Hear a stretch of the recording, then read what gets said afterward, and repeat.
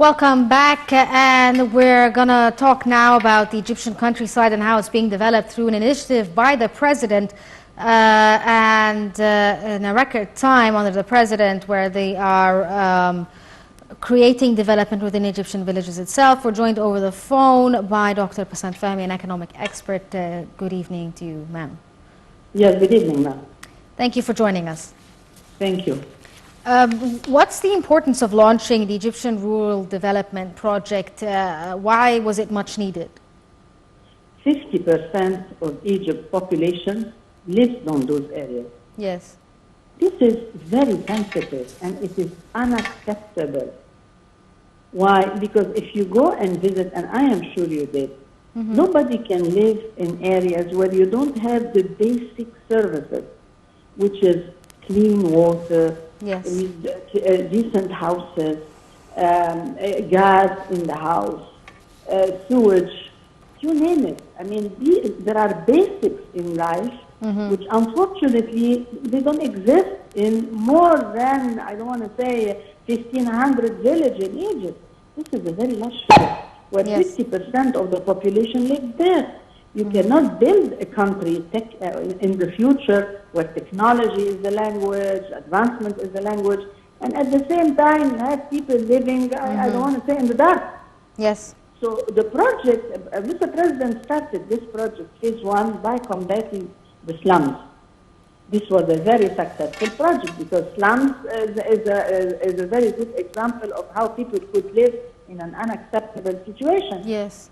Then he moved to the huge project he's working on now, whereby developing the 27 governorates, meaning Cairo, Alexandria, and Port Said are not excluded. Yes. But the problems exist actually in most of the rest, meaning the 24 governorates. With 1,500 villages, you cannot accept a life like this in the 20th century, where Egyptians can live, I don't want to say in a disgrace. So you want to have a strong country, you want to build a new republic, you want to have a new, as we say, country entering the new age, you have to develop the life for those people. You have to have not only nice houses, but you have to have clean water, you have to have electricity, gas, you have to have schools, universities, you have to have possibilities of work. So it's a major project, and inshallah it's going to succeed, but I want to mention here that it is not the responsibility of the government alone. Every one of us should participate in helping developing that part of Egypt. Egypt has 27 governorates, and I always say 27 countries, because each one has its own resources, its own wealth, its own culture, its own standard of, I mean, it's a huge country. So when you develop all those by studying the SWOT analysis of each one, you discover that you have 27 countries in Egypt. Each one has as well history in culture, history in religious, many things. Yes. So I think this major project, this mega project, is very successful. It is moving very fast, but I repeat, the government alone cannot really achieve so fast. Yes, it will be accomplished, inshallah, but if every one of us would really give a help or a hand, it will move faster. What are the areas that are going to be developed first in this initiative? Infrastructure. Yes. You cannot live in a house when you don't have water, sewage, electricity. This is basic. And again, how you're going to change the standards of living, meaning building houses. What type of house do people need? They definitely need a decent house with a backyard, because they will do in their backyard their own, if you like, daily activities.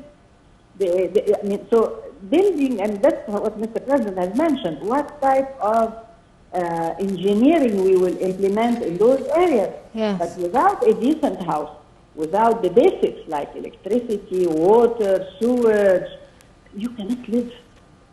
Clean areas, services, health services, education, culture, and then when you move along on this major project, here is building a new country, because I repeat, 50 million persons are living in those areas.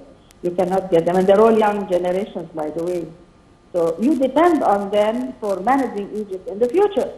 So they should enjoy decent life, as we say. So I repeat, the infrastructure is the base, the major services, the education, the schools, cultural centers as well, sports, green areas to play. You see, they should live like any Egyptian who is living in Cairo, Alexandria, or Port-Said.